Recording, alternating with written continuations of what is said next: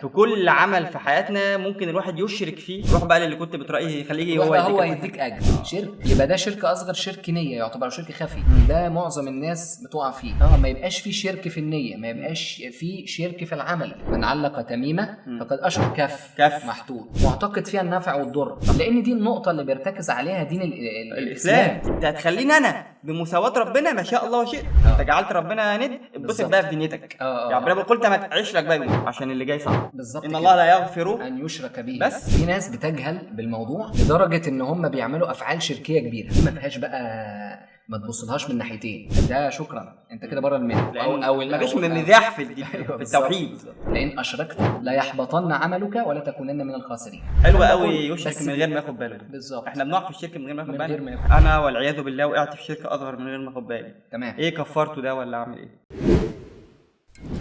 إن الله لا يغفر أن يشرك به ويغفر ما دون ذلك لمن يشاء ومن يشرك بالله فقد افترى إثما عظيما. بسم الله والصلاة والسلام على رسول الله سيدنا محمد صلى الله عليه وعلى آله وصحبه وسلم، ثم أما بعد. موضوع حلقتنا النهاردة موضوع مهم جدا وخطير جدا جدا جدا، وهو الشرك. ايه هو الشرك وتفاصيله ايه؟ لان للأسف الشرك دوت يعني في كل عمل في حياتنا ممكن الواحد يشرك فيه، الا لو الواحد خد باله ان شاء الله. بالظبط. فاحنا عايزين نعرف بقى ايه هو الشرك وتفاصيل الشرك، هنعرفها مع محمود ان شاء الله. الاول خلينا نعرف ان الشرك دوت يعني ايه اصلا. كلمه شرك ان انت تشرك في هذا العمل. معروفه من اسمها الشراكه. وربنا سبحانه وتعالى لا يقبل طبعا ان يكون معه شريك في اي عمل. لازم يكون عملك خالص لوجه الله عز وجل، ابتغاء مرضات ايه؟ مرضات الله عز وجل. فعرفنا بقى ايه هو الشرك وتفاصيل الشرك. هو الشرك زي ما قال محمود كده، لكن لازم نفرق ما بين حاجتين مهمين قوي. ان الشرك ممكن يكون شرك اكبر، ده باين من اسمه ان هو حاجه كبيره، ده مخرج من المله، ده شكرا انت كده بره المله، بره بالله. وان وفي نوع تاني من الشرك وهو الشرك الاصغر. طيب بس مش معنى برضو ان هو اصغر ان الناس تستهون بيه. لا، الشرك الاصغر ده طريق للشرك الاكبر. صح. يعني بيسمى العلماء بتقول انه ذريعه للشرك الاكبر، يعني اللي هو ايه، حاجه بتقود المشرك الشرك الاصغر ده او اللي بيعمل العمل ده بتقوده لايه؟ صح، للشرك الاكبر. سلم خطوه من خطوات الشيطان والعياذ بالله. يعني ممكن الشيطان يضحك على واحد بعمل صغير يفضل يكبر معاه وهكذا الى ان يوصل ان هو يعمل عمل كبير او من الشرك الاكبر. طب عرفنا الشرك الاصغر الاول. طيب الشرك الاصغر زي ما قلنا ان هو طريق، او يعني طريق للشرك الاكبر، وهو كل قول او فعل بيفعله الانسان بيقوده الى ايه؟ الى الشرك الاكبر. يعني انا ممكن اعمل ايه غلط ابقى انا كده اشركت شرك اصغر بالله مثلا. يعني كمثال مثلا الحلف بغير الله، ده معظم الناس بتقع فيه. وممكن احنا في وسط كلامنا كده ايوه يا عم، والنعمه دي انا ما عملتش، والنعمه دي على عيني، وحياة ابني ورحمه ابويا. ايوه صح. وهكذا بقى من الامثله. هو في حديث عن الرسول صلى الله عليه وسلم اذا حلفت فاحلف بالله، واذا استعنت فاستعن بالله. ومن حلف بغير الله فقد اشرك، وفي روايه فقد كفر. فده نوع من انواع الشرك اللي ممكن نقع فيه. في نوع تاني مثلا اللي هو الرياء. ده مصيبه الرياء دي. الرسول صلى الله عليه وسلم قال على الرياء ده ان اخوف ما اخاف عليكم الشرك الاصغر، اللي هو الرياء. خاص ده هو سماه الشرك الاصغر. ليه؟ احنا دلوقتي والعياذ بالله يا رب يبعدوا عننا. يعني انا مثلا العمل ده ما بطيعش، انا في العادي ما بصليش. تمام، حلو الكلام. وجيت في نص قاعده بقى لا فلان في قاعده، انا قاعد في قاعده حلو. ايه يا عم مش هنصلي بقى العصر؟ وانا اللي بكلمك على الصلاه. يبقى انت بتصلي عشان خاطرك انت، مش عشان خاطر الصلاه. والعياذ بالله. اجي مثلا قدام واحد صاحبي واقوم مطلع صدقه عشان اتمنظر. طبعا لا.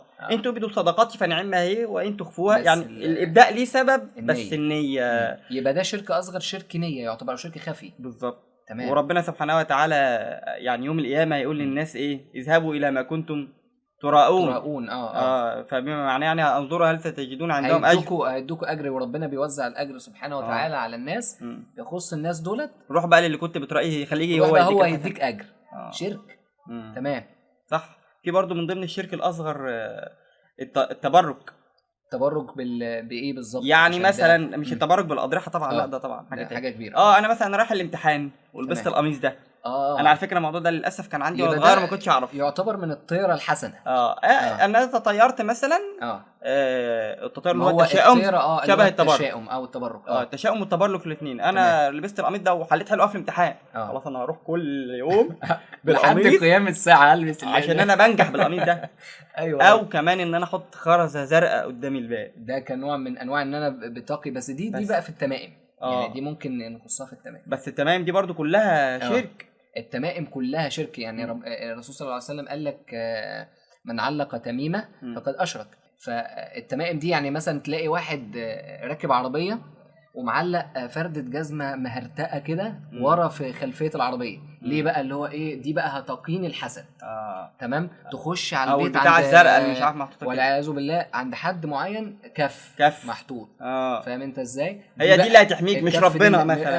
ده هو الكف ده اللي هو ممكن الشخص نفسه ما يكونش معتقد ان دي يقول لك يا عم دي حاجة بسيطة يعني ده ديكور. لا حرام. هو انا حابب اقول لك هنا انه حرام. هو بيشرك بس من غير ما ياخد باله، او نيته اللي هو انا نيتي انا ربنا سبحانه وتعالى، ويقرا المعوذتين حلوه قوي يشرك من غير ما ياخد باله دي. بالظبط. احنا بنقع في الشرك من غير ما ياخد باله. عشان كده الواحد لازم يدعي دايما اللهم اني اعوذ بك من ان اشرك بك شيئا اعلمه واستغفرك ايوه بما لا اعلم. يعني انا ممكن اقع في الشرك وانا مش واخد بالي وانا مش عارف. فما تستهونش. الخرزه الزرقاء يعني استكمالا لحته التمائم. الخرزه يعني تلاقي واحد لابس حظاظه وحاطط فيها الخرزه، او لابسه سلسله، او لابس سلسله، لان في ما اكثر الشباب اللي بتلبس سلاسل دلوقتي حاطط فيها الخرزه الزرقاء. وفي شباب جت فتره كنت بشوف ده عند بعض الاولاد يعلق بتاع كده عشان دي بتحميك من الاحلام الوحشه.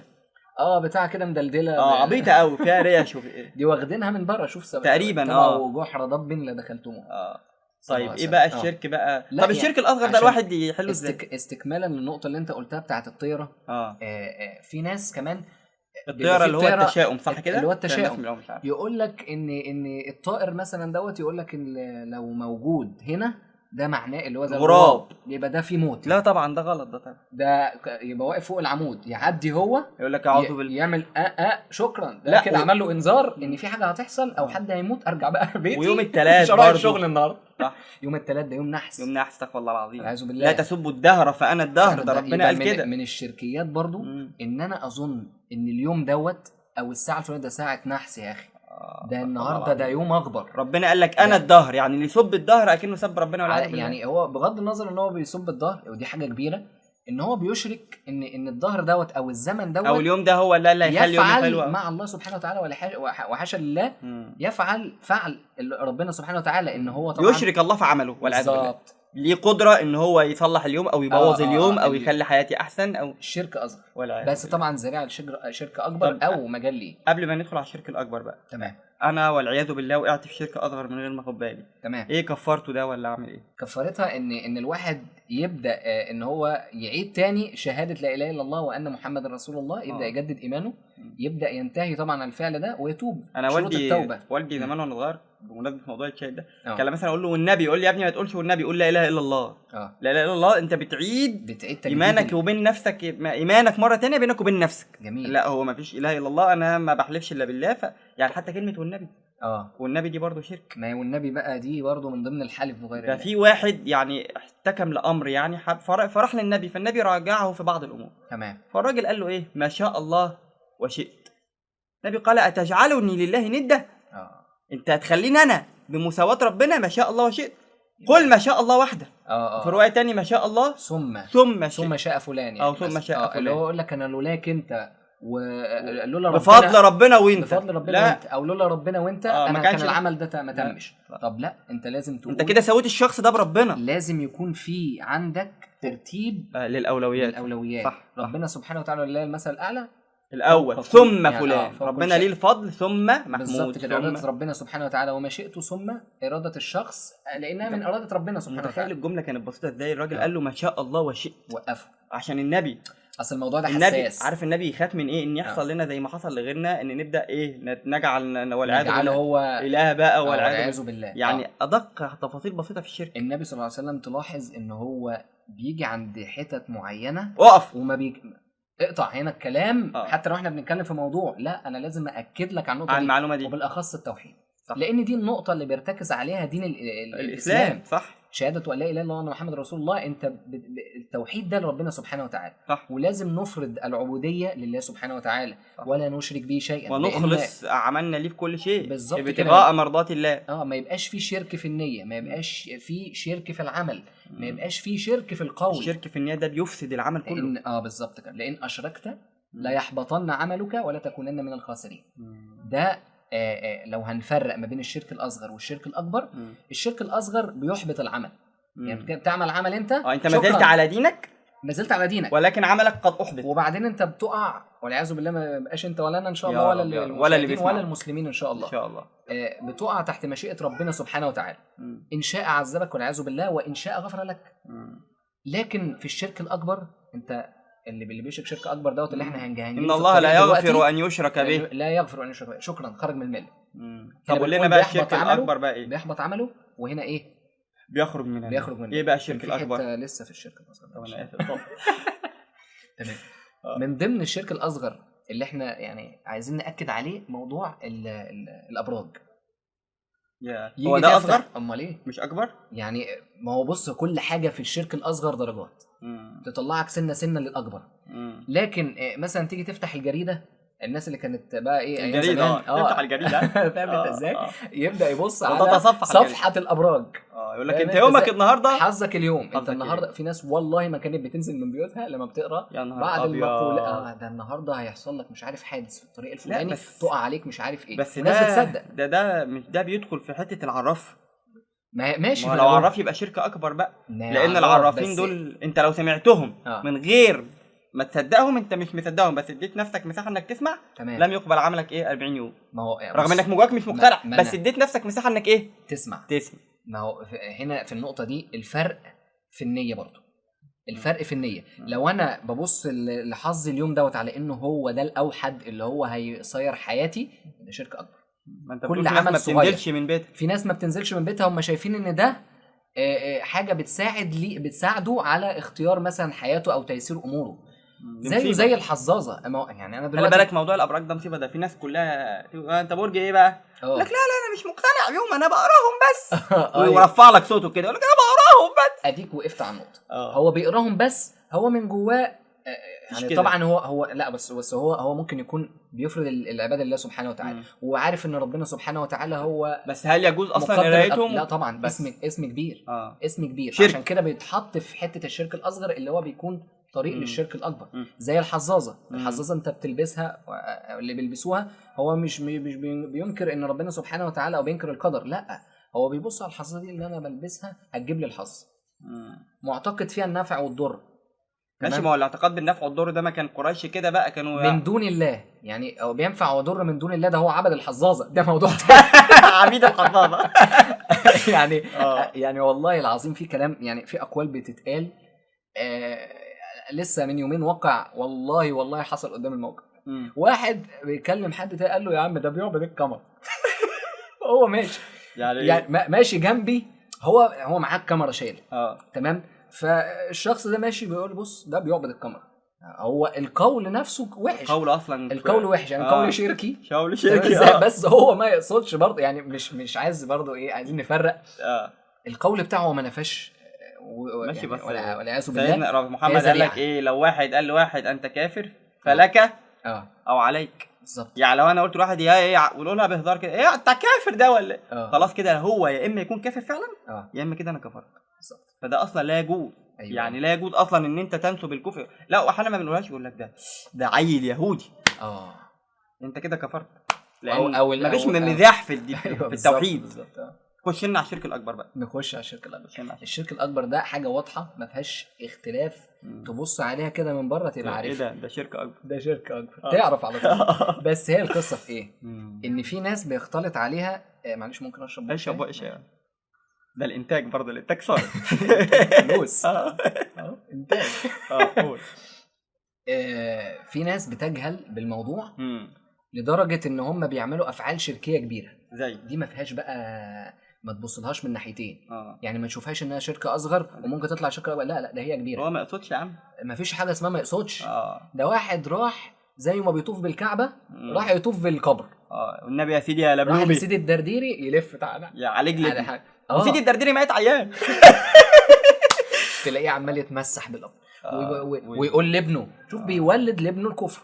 لا اله الا فهو الله. يعني انت متخيل ان عيل طالع بيروح مع ابوه بيزور الاضرحه، تمام؟ انت عارف ان في ابن تيميه قال لك ان بعض الشيعه عاملين كتب اسمها كتاب حج مشاهد القبور، او كتاب حج المشاهد. حج المشاهد ده ولا شاهد القبر. بيعملين مناسك ازاي والله العظيم. لا واحنا نروح بعيد ليه الصوفيه كده مدد ويقعد يمسح في الاول النبي امال ليه، وعندهم احلال ومش موضوع تاني. ويحدفوا فلوس جوه المقام. انا نفسي اخش المقام ده، خفف لي 2 من 50 والنبي. انا عايز اخش المقام ده، هاخد فلوس وهتوكل على الله. لا ده ناس دماغها تعبانه، ويتعمل افلام على الكلام ده. لا وافلام بتؤيده مش بتعارضه. دي مصيبه. طب يعني دلوقتي فده اقرار، يعني هو ده الاعلام بيقر ان ده صح، ان ده صح. دي مصيبه. ما تحس الاعلام مؤخرا بيصيغ لك مؤخرا الاسلام في شكل صوفي، بيلبسوا لك عباءه صوفيه بالظبط كده. يجيب لك الراجل الصوفي ده وبيحلل وبينه وبين ربنا وصل كده ومدد، ولو ما عملتش كده انت خلي بالك هتنقطع مع ربنا. فدول انداد، انت يعني انداد يعني شركاء. انا لما وجعلوا لله اندادا ليضلوا عن سبيله. نعم صح. فانا لما اروح والعياذ بالله يروح يطوف بالقبر او يطوف بشاهد القبر دوت، يتمسح فيه، يتبرك بيه. قل تمتعوا فإن مصيركم الى النار. فإن مصيركم النار. خلاص انت جعلت ربنا ند، اتبسط بقى في دنيتك. يعني ربنا بيقول قلت ما تعيش لك بقى يومين عشان اللي جاي صعب. طب كده ايه تاني غير بقى القبور؟ حته برضو ان الناس بتدعو، لان انت قلتها دي، انها بتدعو من دون الله. يعني شله يا سيد يا بدوي، مدد يا ستي مش عارف مين. هيطلع دلوقتي يقول لك ما انا قلت شله يعني حطيت الله اهو. ما انت اشركت كده. انا كشفت راسي واتجهت. يعني ايه بقى؟ ما اعرفش. كشف راسه. شوف يعني حتى وبعدين اللي بيقولها دي النساء. يعني بتكشف راسها، ما اعرفش ده نوع جديد من التعبد. انهم بيكشفوا راسهم وبيتجهوا ناحيه الايه، المقام بقى، ولا ناحيه اللي هم شمال. دي قبله ثانيه بقى. دي قبله جديده دي بقى. فاهمني ازاي؟ الدعاء ده من ضمن الشركيات الكبيره، الدعاء والاستغاثه بالاولياء. والسجود عند القبر، والذبح عند القبر، والذبح لغير الله. طبعا الذبح لغير الله. تذبح في بعض الاقوام، تذبح لغير الله ده والعياذ بالله اللي هو بقى الجن. بالظبط كده. ايوه، ما دي من الكبائر، ده من اكبر الكبائر. ده خلاص الكبائر. انت في ناس كانت بتروح تشتري مثلا بيت او حته ارض، يروحوا يذبحوا، ما يسموش اسم الله سبحانه وتعالى. ودي طبعا حاجه كبيره، يعني شرك كبير. يعني ايه بيذبحوا لمين؟ يعني بيذبحوا لمثلا سكان هذا الوادي، ماشي، ما صدقه. سكان هذا الارض صدقه لمين بقى؟ للجن. ثواني، سكان هذا الارض اللي هم العفاريت يعني؟ امال ايه؟ انا فاكر ان سكان المنطقه يعني. سكان منطقه. فاكر يعني هيوزعوا لحمه. لا اعمل ايه؟ يا نهار ابيض. بيذبحوا يعني مثلا ايه، انت عارف ان بيغدوا العفاريت. يا سيدي دول يعني والعياذ بالله ان الجن ما بقاش متخيل ان دي حاجه ممكن تحصل له. انت بتعمل ايه؟ انا ما باكلش اصلا الحته دي. انت بتعمل ايه؟ بيذبح علشان ايه؟ الذبح لغير الله. يتقربون اليهم يعني. زي قربان بقدموا، كان اللي يقول لك ده قرابين. طبعا ده كفر باين. ذبح نذر لغير الله. يحطوا شموع عند القبر، يصلوا عند القبر، كل ده من الشركيات. وفي حاجه بقى اكبر كمان، موضوع القبور ده كمان. اتفضل. وهي تقريبا بنسمعها كل يوم والعياذ بالله. سب الدين ده ايه ده؟ ايه حوار سب الدين ده؟ سب الدين ده دلوقتي بقى رائج في كل ده بقى لبانه. يلا يلعن، يلا يعمل وحرام عليا. يعني مثلا اللي هو يقول لك ايه، يقول لك وعليا الحرام. حرام ايه؟ حرام من كذا. ايوه، سب الدين ده صريح، اللي هو يعني مش انت بتسب الدين ده، انت انت بتعمل ايه؟ انا مش عارفه اصلا اتكلم في الموضوع. يعني ده كفر باين. ايوه، ما هو كفر باين. ده انت مش كفرت. يعني ابليس. القصه ان انا عايز اقول حاجه، ما اشركتش، انت كفرت. ابليس لما ابى من الله عز وجل وحب يدخل في تحدي، قال وعزتك وجلالك، حلف بالله لاغوينهم اجمعين. تيجي انت تقول يلعن. يعني ابليس ما تجرأش. انت بتسب الدين وبتسب الله والعياذ بالله، حاشا لله. يعني بلاش يعني موضوع سب الدين ده اكبر، يعني ابليس اتكسف انه يعمله. انت واخد بالك؟ هو انت يعني ملوش علاقه بالشرك بشكل كبير، لكنه هو كفر. هو ايه اللي ملوش علاقه بالشرك؟ كفر باين. هو ده مش شرك. بس يعني ده اعلى من الشرك، يعني انا افتكرته في نص الكلام. لا، وده حدث رائج عظيم دلوقتي من ضمن بس هو مش شرك، هو ده مش شرك، الحمد لله، ده كفر. ده كفر. ما بين الشباب دلوقتي لبانه في كل الالسنه. تركب توك توك، احنا في عشوائيات بقى، تركب توك توك تلاقي ده ايه. طب نرجع للشرك. ايه تاني شرك؟ يعني مثلا السحر، الاعمال والاعمال اللي بتترتب عليه، او انك تروح لساحر، تروح لكاهن، تروح اللي هو بقى بيضرب الودع، واحد مثلا وما لقاش حد جدع. تروح تقعد قاعده كده تشرب كوبايه قهوه، تلاقي بقى ايه يعني بلاش انت يعني حد تاني، تعالى اما اقرا لك الفنجان. الفنجان. بص انت طريقك مسدود يا ولد. ده بدايتك، ده بالاول. في شجره هنا دي هتروح تقعد عندها هيقع عليك اي كلام. ده حتى موضوع السحر ده يعني ربنا يقول في سوره البقره: وما يعلمان من احد حتى يقول انما نحن فتنه فلا تكفر. فلا تكفر كفر. انت لا، انا عايز ابقى كده. ما هو اللي بيعمل حاجه زي كده هو يعني هو جاهل، تمام، لما هو خلاص كفر او اشرك بالله سبحانه وتعالى. اصل ده خلاص انت يعني انت بيصلي وبيصوم، ده ما ايه، انت بتصلي. اصل انا عايز اقول لك على حاجه، هو حتى لو ساحر، يعني لو ساحر يعني هو الساحر دوت ما بينفذش الا اراده ربنا. لا، هو بيستعين بمين؟ بحد بيساعده. والجن دوت مش هيرتاح او هيقدم لنا خدمه الا لما انت ايه؟ تكفر. ما هو السحر ده كفر بدايتها. شكرا. انت حرق قران ومش عارف ايه موضوع. ويكتبوا ايات قرانيه بس السحر سيبك من السحر كمان. اللي بيروح له بالظبط، اللي بيروح له ده كمان كافر، مشرك بالله سبحانه وتعالى، لان هو بيعتقد إن بس الشرك برضو مخرج من المله. بالظبط. ان الله لا يغفر ان يشرك به بس. بالظبط كده. ليه؟ لان انا بعتقد ان هذا الساحر هيعني مع ربنا، هيفك لي العمل اللي عملوه لي، مش عارف مش ربنا اللي هيعني. لا، او ام خديجه المغربيه دي هتروح تجلب لي الحبيب. واحد انا عايز اتجوز واحده ومستعصيه عليا شويه، متكبره شويه ومش عارف ايه، بصلي صلاه استخاره بقى، بتحب عبد الرحمن وايه حنان، وانا عايزها حنان دي. اروح اجيب الشيخ خديجه تجلبها لي، اجلب لي حنان، تجلب لي حنان. عمل يعمل لها عمل ومش عارف ايه. والله العظيم او ان انت مضايقني، انا عايز اذيك، انا هعمل لك انت عمل عشان اذيك. فدي بلاوي زرقاء بصراحه، يعني ده كفر او شرك. الشرك ده من الكفر. ما هو الشرك زي ما احنا قلنا انه الشرك اما يخرج صاحبه من المله، او ان هو يكون ذريعه للاخراج او طريق للاخراج.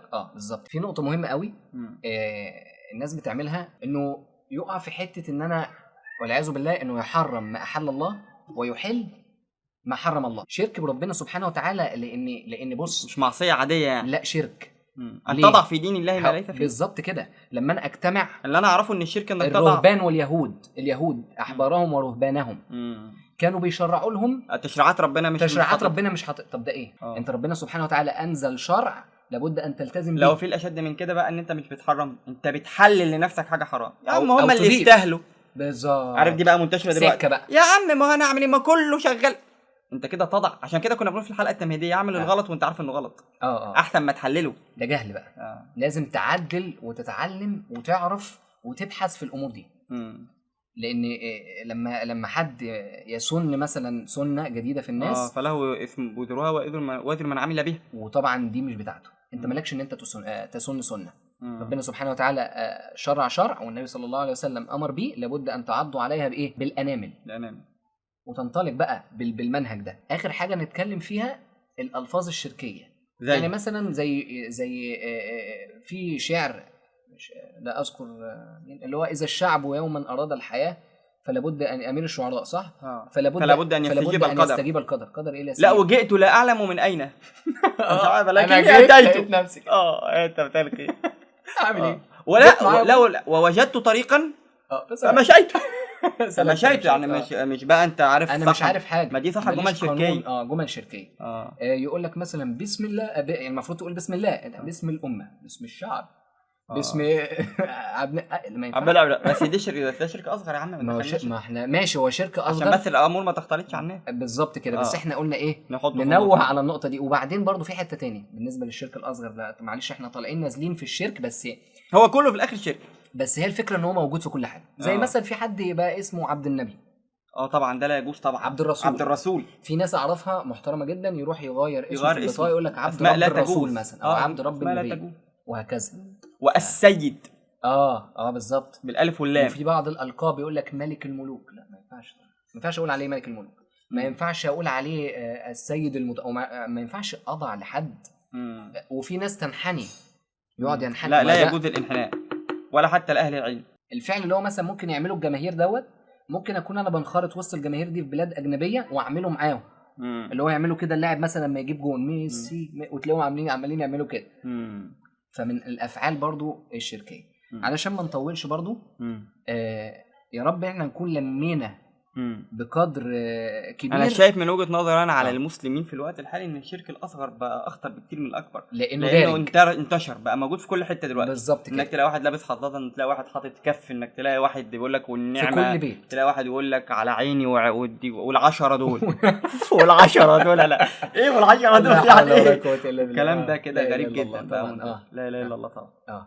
بس نتمنى ان الناس تكون استفادت. حابين برضو نقول للناس بفضل الله اللي بتحب تسمع اكتر من ان هي تشوف، البودكاست حاليا موجود على سبوتيفاي وموجود على جوجل بودكاست، وهنحاول نوفره على منصات اكتر ان شاء الله. ان شاء الله باذن الله. ان شاء الله. برضو لو في موضوع معين حابين نتكلم فيه سيبوا لنا نقترحوا في التعليقات، اقترحوا علينا، وان شاء الله ربنا يجعلنا قادرين ويجعلنا اهل ان احنا نتكلم في ده. سبحانك اللهم وبحمدك، نشهد ان لا اله الا انت، نستغفرك ونتوب اليك، والسلام عليكم ورحمه الله وبركاته. وإذ قال لقمان لابنه وهو يعظه يا بني لا تشرك بالله إن الشرك لظلم عظيم.